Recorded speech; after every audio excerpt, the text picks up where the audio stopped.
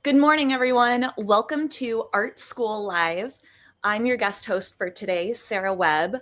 I'm filling in for the guest host, 𝗕𝗏𝗏𝗏𝗏, who had a last-minute appointment today, and she was filling in for our regular host, 𝗂𝗏𝗏𝗏𝗏𝗏𝗏𝗏𝗏𝗏𝗏, who's hosting our Watercolor Live event this week. So yeah, I'm the fill-in for the fill-in. So welcome from wherever in the world you're watching today. For those of you who don't know me, I'm the vendor and sponsor manager for Streamline Publishing and all of our conventions, which means I get to work with all of our wonderful sponsors and vendors. So I have the best job in the company. I'm excited to have a special guest with me today, artist 𝗙cie𝗵𝗵𝗏𝗏𝗏𝗏, who is a master in both oil and watercolor. So welcome, Cindy. Thank you for being here. Hi, everyone. Thanks for having me. I enjoy doing these. They're fun. Good. So Cindy, where are you joining us from today? I am at my home studio in Rhode Island. So everybody thinks I live out west because I do so much Western paintings, and everybody in Rhode Island thinks I live out west. But guess what? I live in Rhode Island. So I'm at my home studio, and it's very cold. Very cold here too. Yes. So what topic are you going to share with us today? Okay, I don't know if you can see it behind me, but anyway, this is a piece I've been working on. It's a 24 by 30 oil. And I'll go back into the sky again, but not with you guys. You'll see that when the painting is finished down the road. But I'm going to show you about frontal vegetation. And I sent them some images of what I'm talking about, but I'm going to show you, and this is dry, so I'm going to show you how I build up all that vegetation and make little marks and all that kind of fun stuff where it looks like you could just pick a weed right out. So that's what I'm going to show you today. All right. That sounds wonderful. So with that, Amandine, let's roll that intro.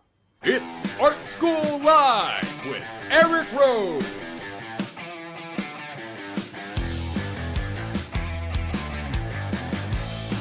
Now, here's your host, Eric Rhodes! Hey everyone. As you can see, I am not Eric Rhodes, and I am not your usual fill-in guest host, 𝗕𝗏𝗏𝗏𝗏𝗏𝗏. My name is 𝗂𝗏𝗏𝗏𝗏𝗏, and I'm filling in for 𝗕𝗏 today, who is going to fill in for Eric, who is currently hosting our Watercolor Live virtual convention. For today's show, we have the fabulous watercolor and oil artist, 𝗙cie𝗵𝗵𝗏𝗏𝗏𝗏𝗏𝗏𝗏𝗏𝗏 She's joining us today. And today she's going to be talking about how to paint foreground vegetation. And without further ado, I'm going to turn it over to Cindy. Put your questions for Cindy in the chat. Hi, everyone. You're just getting part of my face right now, but this is what I'm going to show you. So I'm going to jump right into it because I know we have limited time, and I look forward to answering some of your questions, but this is dry. So this was my initial block-in. I've already gone through the background, and this is my initial block-in, which you can see some of the canvas coming through and the initial wash. When I start a watercolor, or no, excuse me, an oil painting, it looks like a watercolor. And vice versa, when I do my watercolor painting, it almost looks like an oil painting. So anyway, this is dry, and it's just a bunch of brush strokes in there, but all I wanted to do was set my values and my shapes. And so that's why this looks the way it is. I'm going to show you some of the brushes I'm going to be using on this, and none of them are pretty. So you can see, I've already cut some notches out of here. I've got, this was once a beautiful flat brush that I spray out to get, make some of the marks that I want to make. And then I have this wonderful little 50-cent brush that I've cut out of this one too, and this one's fun. So these are some of the tools I'm going to be using on here. I don't know if you can see them pretty well, but don't worry about the brand name, because if I see a brush I like, I mutilate it. So there's not too many brush companies that would want to sponsor me because I do my own thing with the brushes. And then I have a couple of palette knives that I'm going to work with. Love these two. This one's new, and I'm learning how to work with it only because I lost the other one on my last plein air trip. But this one is my go-to palette knife. And then here's another handy tip. I take old credit cards and I cut them up. So they go to little, and the shape of a credit card. So these make some great marks too. So those are some of the things I'm going to be using. And then that's about it. Now I'm going to, right now, I'm going to show you, I mixed some pre-colors. And I'm going to show you some of the colors I'm using. I mix my own greens. So I'm just going to put little marks up here so you could see. There's one. There's another. There's another green. I make my own grays. There's the gray I'll be using. I make my own, from grays, I make this wonderful muted color because I want to be able to harmonize my painting. And then love this color and my strong dark. So those are basically, if you can see these, the colors I will be using on this painting, on the foreground painting. So I'm going to take that wonderful 50-cent mutilated brush, and I've got these in all sizes, and I'm just going to start adding some color on here. So I'm going to duplicate what I started with. And I love this color. So in my original wash, this is called a transparent red oxide. So I'm just going to reintroduce it again. And this is how I start out with all my foregrounds, just like this. Let's just go into all those colors I fit there. And I'm just going to add some fresh color because it's hard to do what I'm going to be doing on this foreground without putting down some fresh color that I can move around. So this is that transparent red oxide.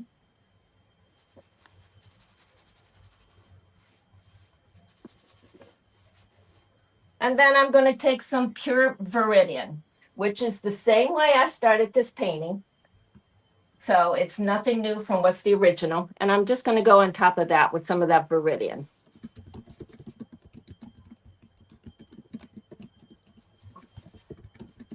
And I personally love the way these two colors, that transparent red oxide and that Viridian, mix well. It gives me like a rich earth color.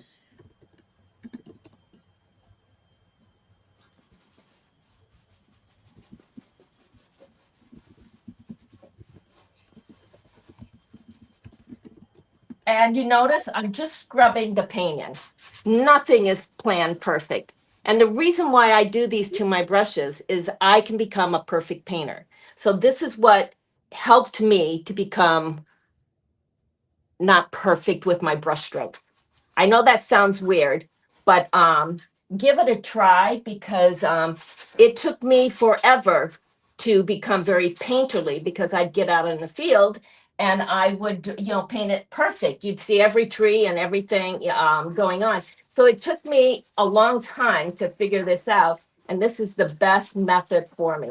There's going to be some rocks up here. And Cindy, are you adding anything to thin your paint? I just put this in Gamsol, and the only reason I did that was it was a dry brush. Okay. So other than this is pure pigment on there. Because I like to build up the texture, and that's exactly what I'm going to be showing, is how I build up this texture. Okay, now let's go into some of those greens I mixed. I'm going to go right to like a medium green. Same brush. And you see how, because I cut some bristles out of it, I love what it's doing. But right now, I'm just building up texture on this painting. So in the beginning, you saw those paintings. This is exactly what I did to build up some paint. And I'm loving the marks on there already.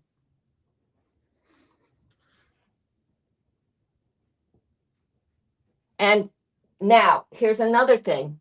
Just don't wait for the image to appear. Watch my brush stroke with my hand. I have because there's a lot of wet paint underneath there, I have a very light touch. So I'm just lightly touching some of this in here. When I teach a workshop, I tell everybody, pay attention to what the brush strokes are instead of waiting for the image to appear.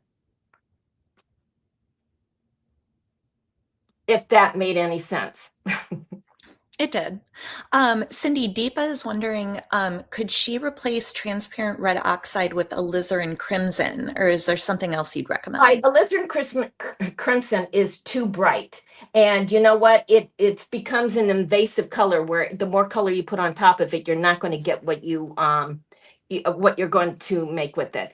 It's the best thing is I use alizarin crimson all the time, but I don't use it as my standard base. Okay, now I'm going in with that deeper green, and I'm just going to bring you forward. So I'm going in with the deeper green.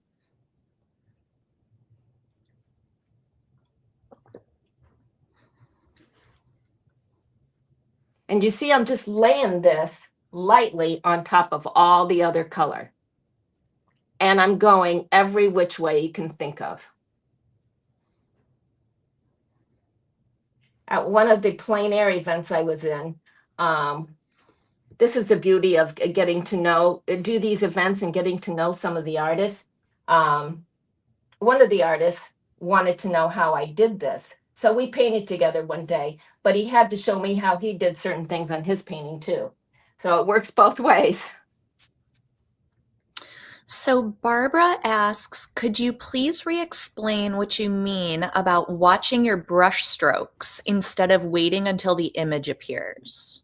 Because what you're doing, you're not, what I'm saying with that is I have a light touch. In the beginning, I just smushed everything together. But now this is a light touch on top of the other painting. And the reason why I say watch my hand, because it's a very light, gentle stroke. So I don't move all the paint that's underneath it. I'm just laying paint on top.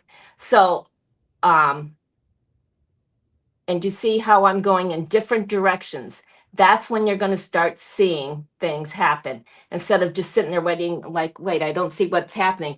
Pay attention to what I'm doing this, because look at this little, I don't know if you can pick it up there.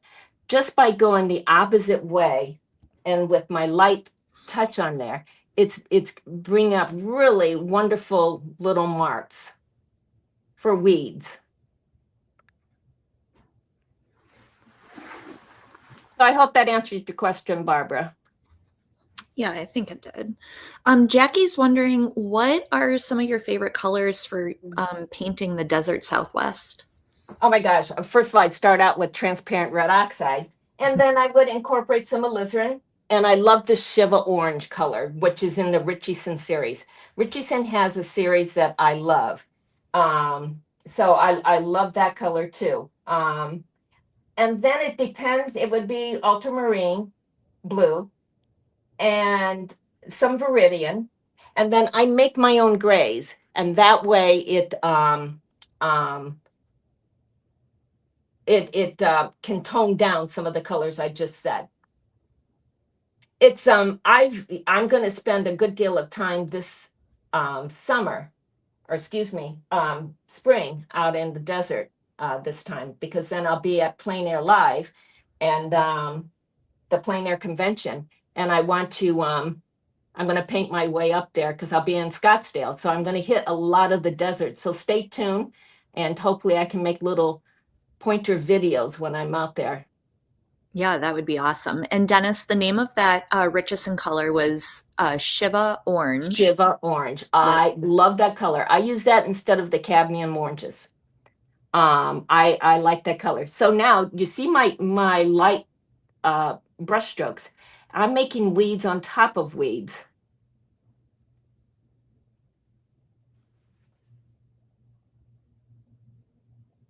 Yeah, I'm so looking forward to that. I want to go back to the Grand Canyon and paint there for a few days. And then I'm going to go up the eastern side of the Sierras and paint until I get to Reno, Lake Tahoe. That'll be perfect. So I basically have a little over 2 weeks to paint the desert. So I'm really, really, really looking forward to it.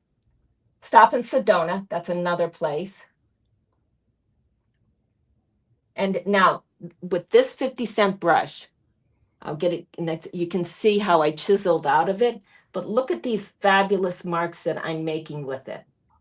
And I'm just going every which way. And that's what I mean about watching my brush strokes.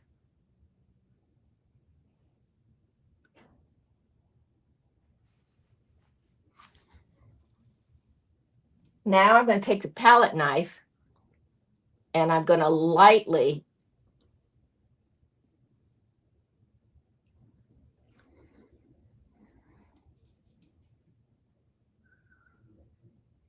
do you see how I'm just dragging? I have built up so much paint on this, and I'm just dragging this palette knife on top. And then when I get up, now here's some lighter greens up here.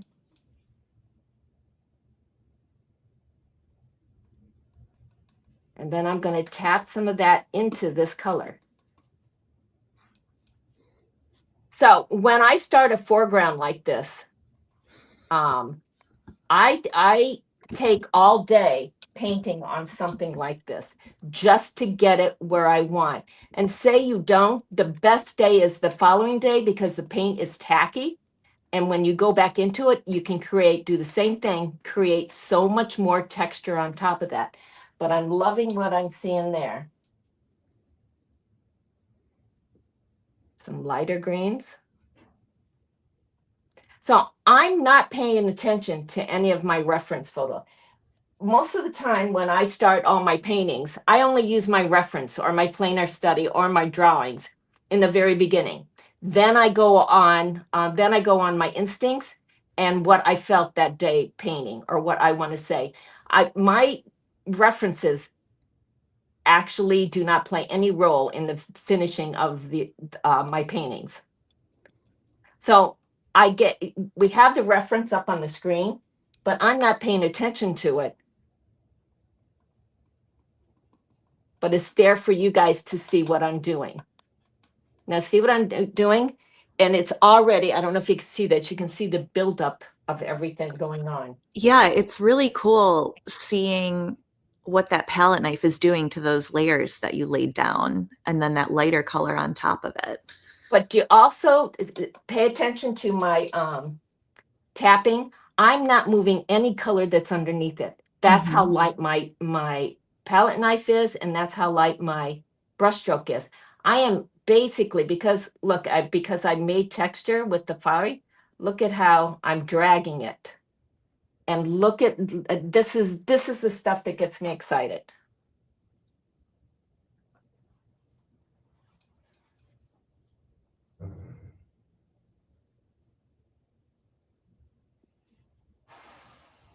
There's going to be go ahead. I was just going to say a couple questions on your 50-cent brush.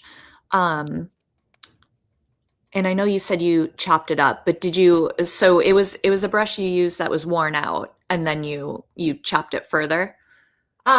Depending. If I really need something in the very beginning, I'll chop it in the very beginning. Other than that, I keep my worn out brushes. I can show you a pile of brushes that I will eventually abuse. Some of them I cut up. I teach my students in my workshop how go out on a sidewalk or have a brick, and I can take a brush and go on the brick and just mutilate the top of it. And then I get this, which I love. This was a flat brush.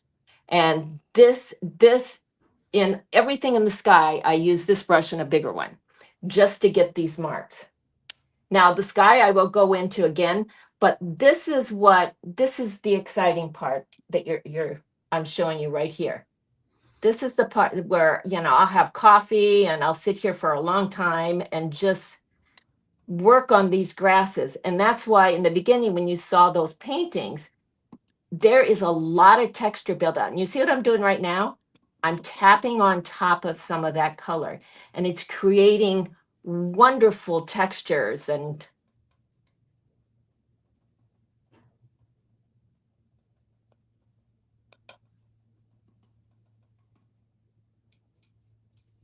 it's great to see how, you're making these micro changes in the direction of your knife. So nothing is looking patterned, No. Eventually I'm going to have, it will be, I'll get there and I'll show you. There will be a little bit because I have all my lines are going this way. Mm-hmm. And compositionally, you start here and we just slide off the painting. But I'm going to direct you with these strokes. I'm going to put a line in here somewhere, and that will take you and at least redirect you instead of going off the painting.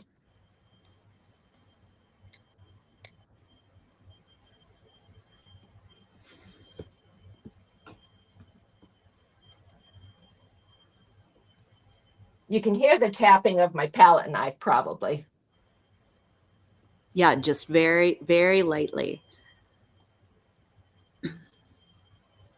Janice is wondering, how long do your paintings take to dry with these kinds of layers on there? It takes a while. You know, probably a good week, depending on the color and the brand of paint I use. I use a lot of my paints take a while to dry. So it depends on how much paint I put on there. In the beginning, my paintings can dry pretty quick because it looks like a watercolor.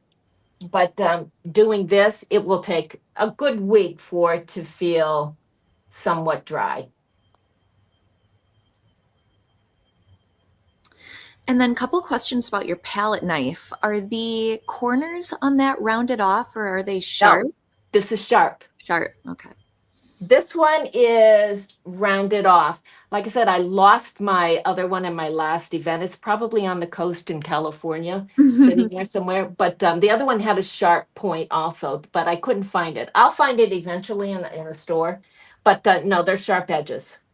And is that any particular brand of? I don't even know if I could see. I can't even see. Worn off. It's all worn off. Yeah. No. It's well loved. Well loved. It is.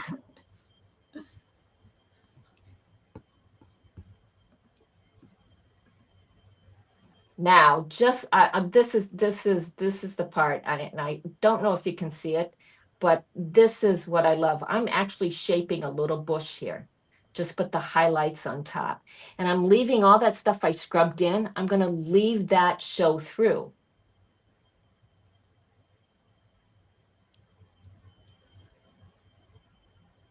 What are the base colors you use to mix your greens, Cindy?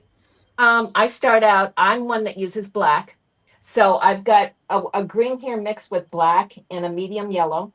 And I have a green here mixed with ultramarine and a medium yellow. And with the ultramarine and medium yellow, I have to incorporate, add a little red into it, maybe a medium red or an alizarin, depending on what scene I'm trying to paint. And but with the black and the yellow, it makes a fabulous warm green as it is. Now I'm trying out some new paints, and I won't say what it is because I'm going to play with them for a while, but I'm loving them. Same colors, but I'm loving the brand. I like Ganwin paints, and I like 𝗙𝗵𝗱𝗿𝗁 paints. I love the 𝗙𝗵𝗱 series and the 𝗙𝗵𝗱𝗿 paints. And do you happen to know the pigment number on your black? What the black is a lamp black or a Mars black. Okay. Either one. The Mars black makes really a rich kind of dull gray. The lamp black makes a more vibrant gray. But I'm trying one from all right, I'll just have 𝗂𝗏𝗏. I was in New York not too long ago, and I walked to their factory, and I'm liking that one. And I'll pull it out of the drawer later and tell you what the pigment is. But the 𝗂𝗏𝗏 paints, I'm loving. They're fun. See what instead of putting a brush there, I'm actually trying to get rid some of the edge of the rock.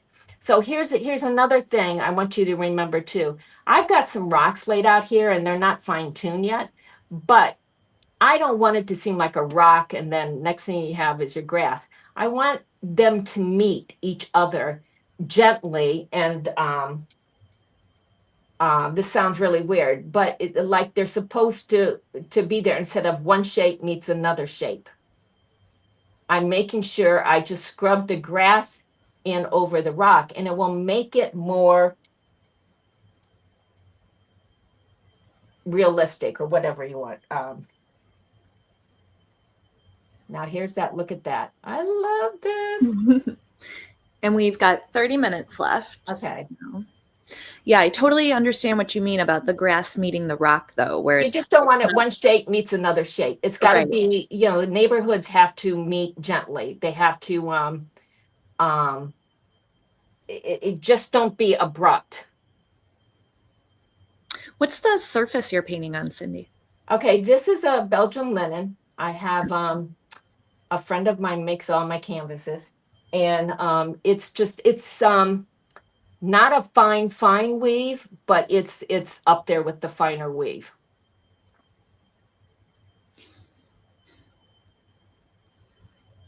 See how I incorporated some of that?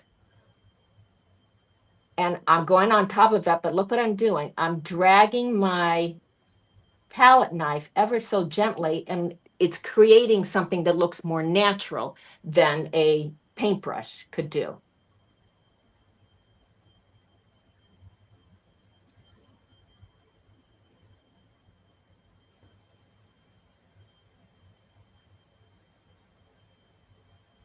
Chris is wondering, can this technique be used for acrylic painting? Absolutely.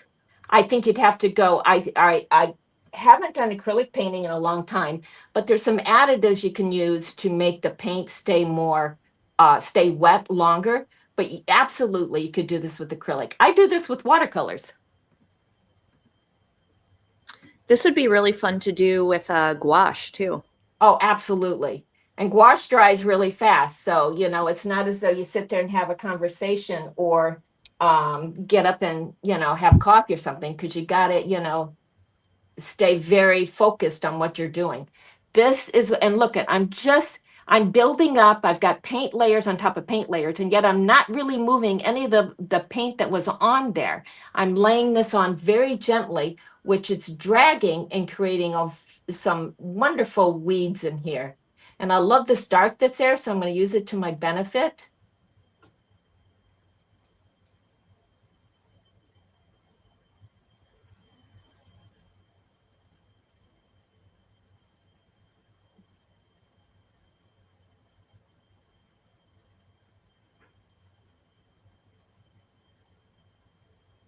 I don't know if you guys can hear it, but my grandson's talking upstairs.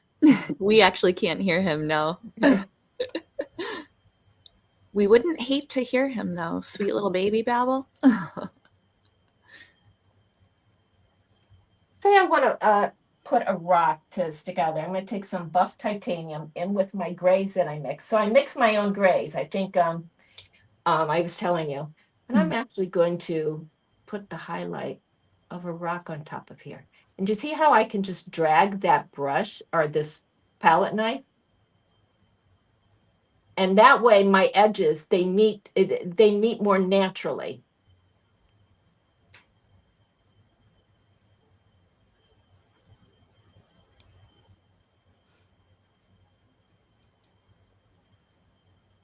I'm adding some violet because I'm going to have a lot of violet in here, and I mixed up some violet earlier.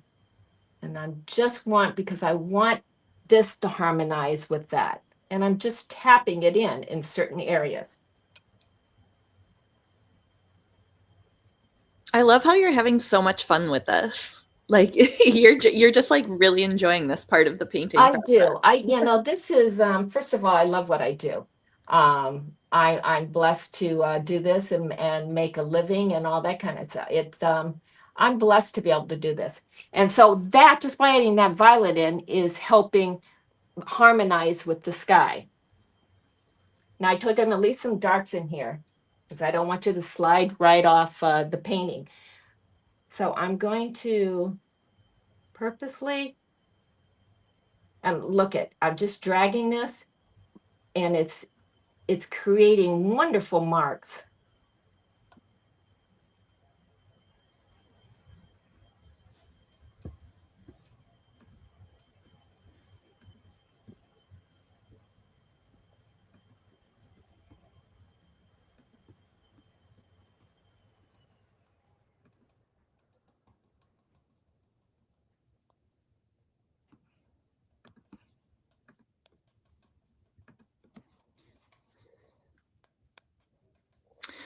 So let's see here, have you ever used an impasto medium that accelerates drying? No, I haven't. Don't ask me why. I'm not opposed to it, but I haven't. There are times I wished I had because there's deadlines with getting paintings out, but it's something maybe, that I'll use later on, but no.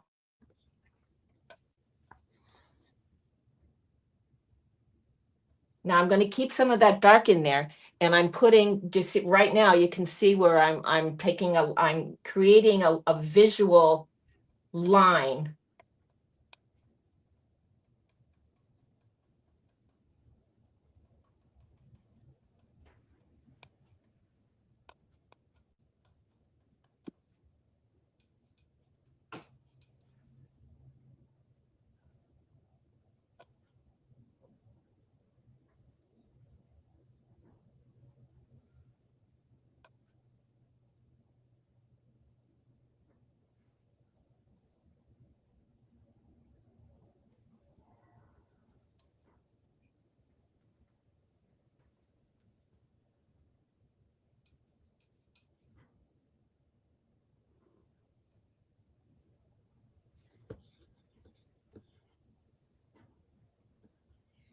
So I've created, I'm trying to stop this flow going off, and I'm creating a line coming up this way, if you can see that. Mm-hmm. Hard to tell what you guys can see when you're viewing online. Yeah, you have a great setup, so we have a really clear view. Good. Yeah, and Cindy Beaumont says she's glad to hear that you spend a lot of time on the foreground. She often gets frustrated and rushes through it. So No. it's nice to see you spending time and having fun with it.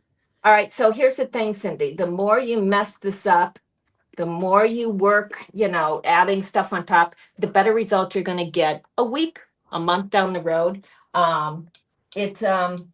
This texture helps me, and I'll build up the texture on everything. I've got to go. This is just the first wash on the sky, so I've got to go into everything, and all these textures and these colors will harmonize. So I take a while. That's the one thing, especially when I teach, I tell everybody I take as long as it takes to get what's in my head on a canvas or on a piece of paper. I don't, time frames, it's kind of hard, especially when you do plein air events and all that. You have a certain time to get something done. I take as long as I need to take to get it from my head to the surface.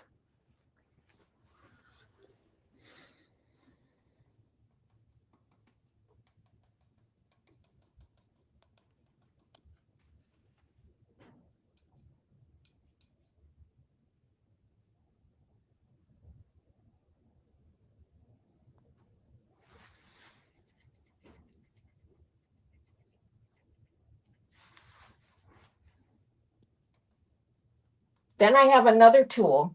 It's a brush that was flat, and it's been mutilated so much that it is totally hard. There's only a few soft bristles up there, or a few soft hairs up there. And I'll go back and touch lightly on a few of these shapes. So you can only imagine, I have bigger ones of these, but you can only imagine when it's a big painting how long I spend doing this. Like you said, you get your cup of coffee, you get cozy, and you just go after it. I do. And then I love to paint late at night, so I'll have a glass of wine to put it on an old movie. And I will sit forever doing this. I love old movies, so. That sounds like the perfect vibe. What size is your canvas, Cindy? This is a 24-30. Okay. Oh, that's pretty big. Yeah, I've got another one. I spent all day yesterday in the weeds, and we'll see how we do. I might be able to scan this over, but it's got a ways to go. But I spent the whole day with it on the weeds. in the weeds. But see, I'm loving just stuff like this that comes up. This is, it's things that happen there. I try not to lose them. But I love, I'm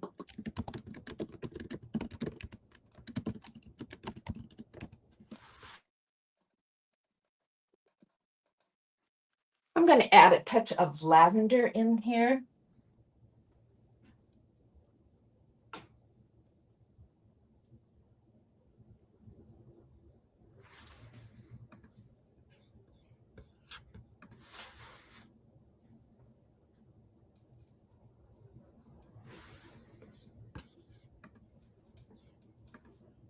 So when you're in Carmel, and I'm just going to lightly, and I'm going to lightly just tap in a little bit. Now, mind you, I really haven't used too many instruments right now.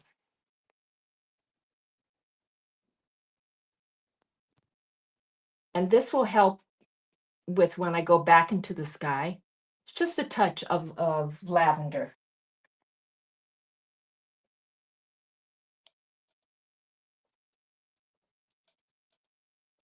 This is from the California coast up by around 17 Mile Drive, and you can get some of the most beautiful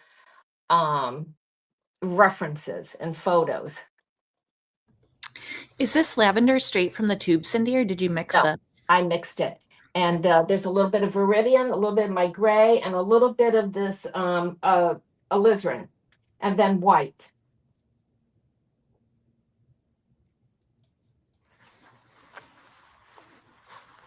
Yeah, that's a gorgeous color. So I'm not going to do the whole thing. I just want certain areas, like especially right in here, that will bring your eye. Well, it will allow your eye to travel through your painting, which will be it is the best compliment to a view. If a viewer can just say, "Oh, I want to walk through this painting," that's the best compliment. So I'm just putting it in certain areas that will allow the eye to just, and look at how light I am. I don't know if you can see that if my head's not in the way. Yeah, I mean, it looks like you're not even touching the canvas. It's so light. But there's so much texture on here. And I love, yeah, you can really see how you created that line so that you don't fall off the painting. Like it's so subtle and it's just this gorgeous curve. Right. And those are things you'd want to try and keep. If you don't, then I just, go in with a brush or what and put some of the darks in there. But that's just so you can then just glide on through and around.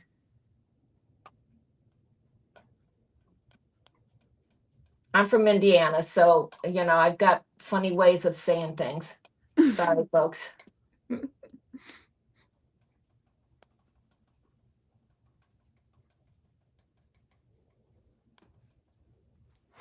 Yeah, you can see that gentle. And if I want more, and I make my darks out of ultramarine blue, and alizarin, and maybe just a touch of that 𝗙𝗵 orange in it. And that 𝗙𝗵 orange helps me to keep it either warm or cooler in my darks. Yeah, it's so interesting what just a touch of orange can do to a dark. Oh, yes. Well, that 𝗙𝗵 orange I really love.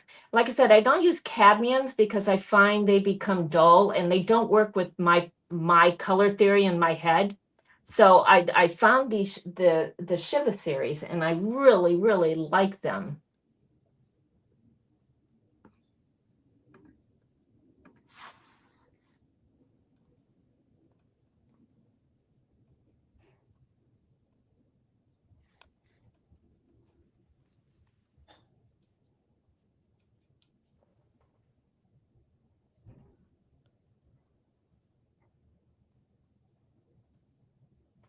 So had I not put that layer of fresh paint down with that brush just going every which way, I'd be here forever trying to build this texture up because it'd be, going on top of dry paint. So that's that's another reason why I laid that fresh layer of darks down. All right, and we're at 15 minutes, Cindy. Okay, thank you.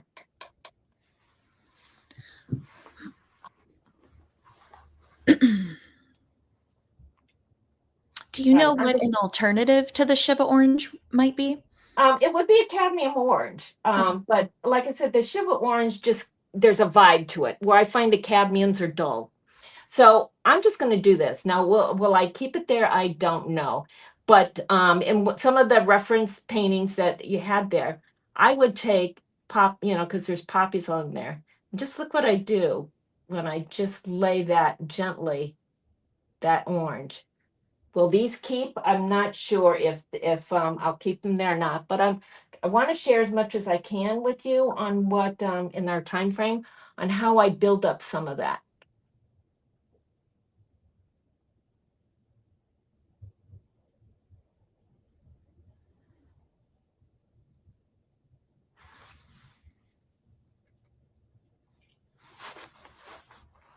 And especially around that lavender, I'm adding some of that orange around that lavender, and it's just going to make it pop.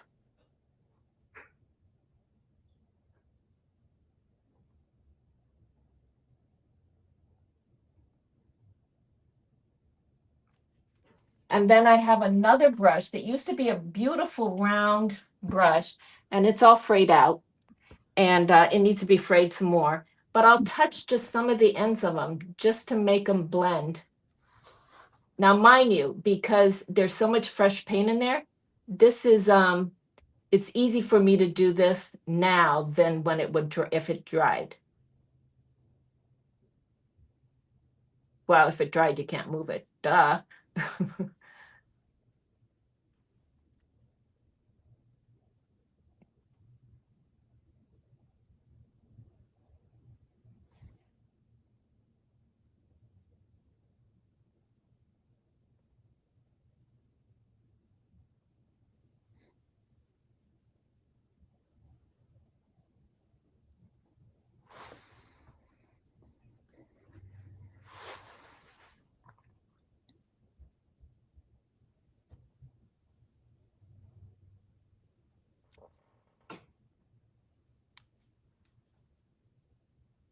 So far, you've only seen me use mostly these tools right here.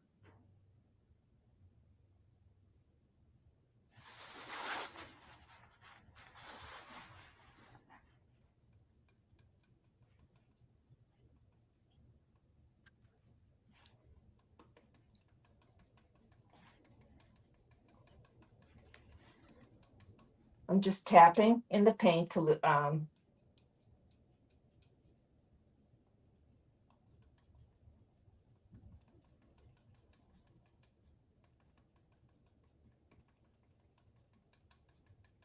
So another thing, when I go to finish up this painting, I will glaze it with some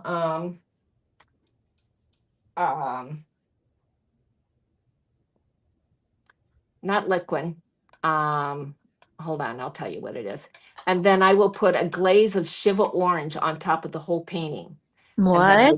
I'll wipe it. Yeah, it's I've done this in one of the art school live videos, so you guys have to go back and look. But I will put 𝗕𝗵𝗴𝗏𝗃 very transparent, like I liquefy it with Gansol. And then I'll cover the whole thing with orange because I want to get that golden glow. And then I wipe it off. And it just sets it harmonizes the whole thing. So once again, in that beginning, when you saw the beginning, there's one of the paintings that had a lot of poppies in it up front. That's exactly what I did on that one to harmonize the painting, the whole thing. Yeah, I can imagine how it would just give it that, like you said, that harmonious glow. It would, be gorgeous. And then if I need a bit more, then I'll take alizarin and do the same thing with the alizarin. Very transparent. and then I'll wipe it off. And that's how I create that atmosphere that you see in some of my paintings. Oh, that is fascinating. Yeah, we'll have to go back and check out that video on the ASL replays. I'm trying to remember which one it was, but I did this once. I think it was OPA, and I was doing a demo at their convention, and I did a painting, and I just covered it with orange, and everybody went, "Oh my gosh!" And then I wiped it off, and they went, "Oh my gosh!" So there's little things you can do, and that actually I learned from my watercolors, because I do the same thing with my watercolors. I do a lot of glazing. So I took one of my watercolor theories and applied it to my oil.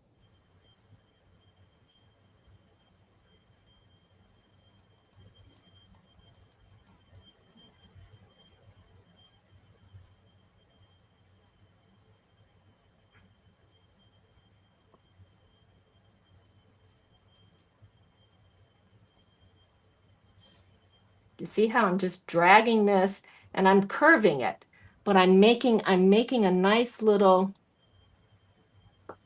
when I'm done, I can highlight it and it can be a bush, to bring that forward.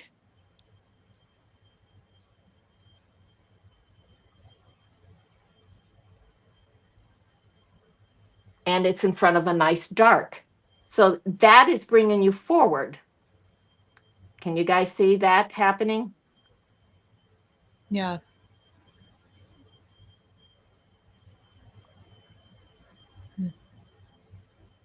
So I'm creating planes in my painting.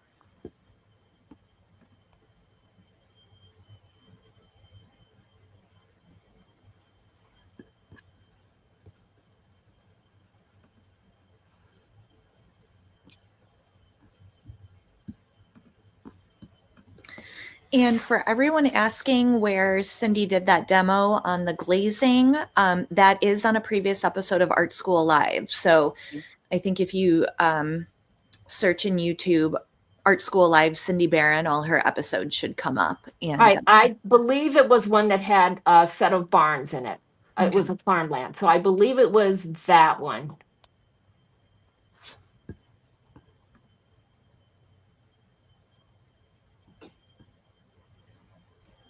So I'm liking that, and I'm going to keep all my corners are going to be a little bit different. I'll have a little bit more red over here and darker over here, but I'm bringing that forward. And say I want to bring it forward just a little bit more. All I have to do is add a dark behind here.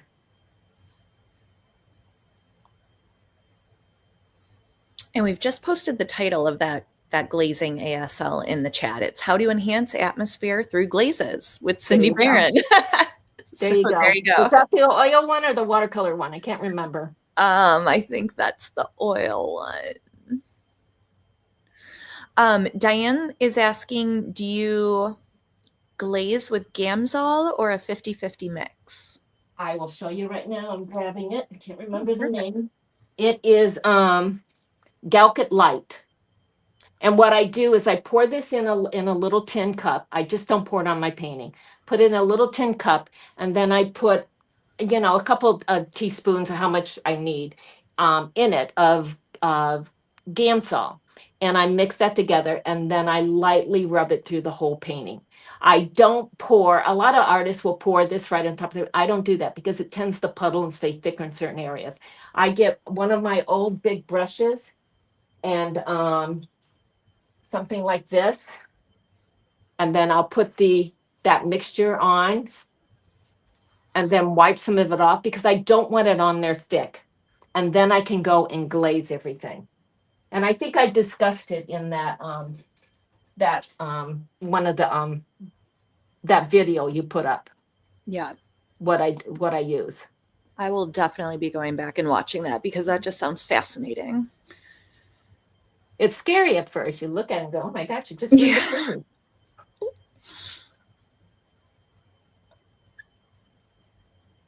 Now, can you see all these wonderful textures I've made in this painting? It's so vibrant down there in the foreground now. Catherine is wondering, what colors did you use for the blue mountains in the background? That is a gray mixed, and I make my grays with black and white, and then depending on the gray I want, I can cool it up or warm it up, and I usually put a little bit of ultramarine in it. This won't stay that way.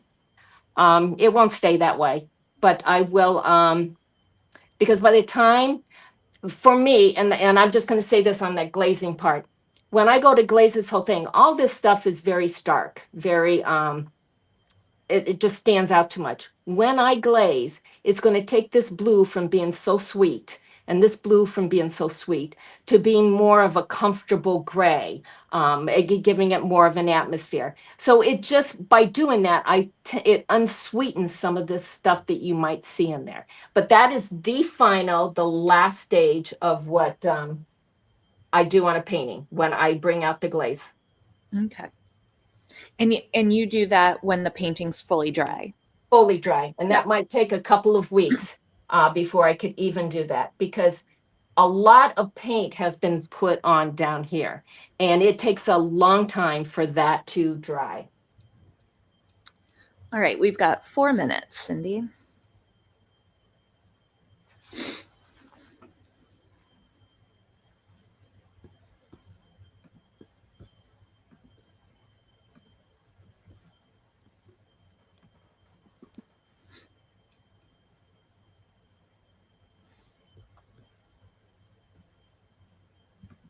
Now, tonight, guess what? It will be an old movie and a glass of wine, because I'll work with this tonight because I have all this fresh color made.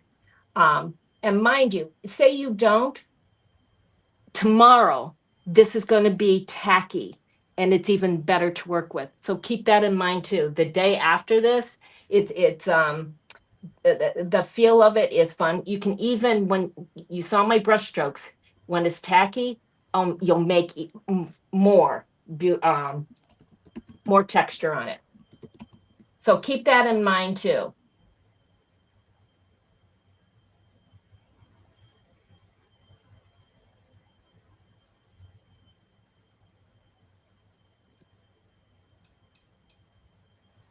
And I haven't even gotten, do you see what I'm doing here with this tool? In front of that dark, I'm pulling up, I'm just laying this flat, and I'm just bringing up a tall weed or a tall limb, stick, whatever you want it to be, through that dark.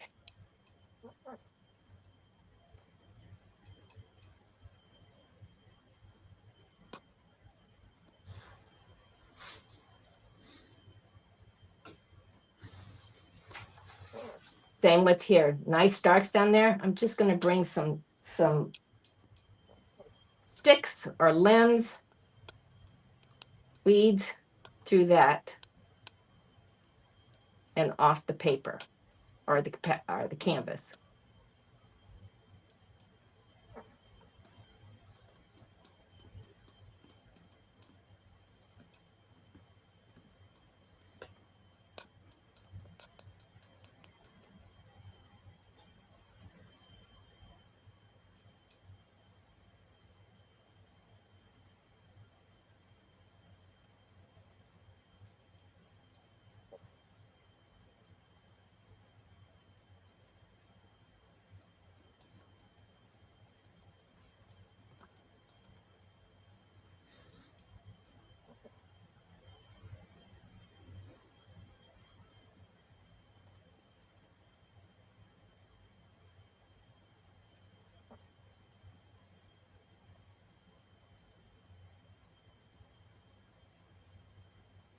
And it's not too late to, then I'll punch up the top part of a rock, but then I'll drag it into the weeds. So it's just not a line that is placed there and looks uncomfortable with the rest of your painting.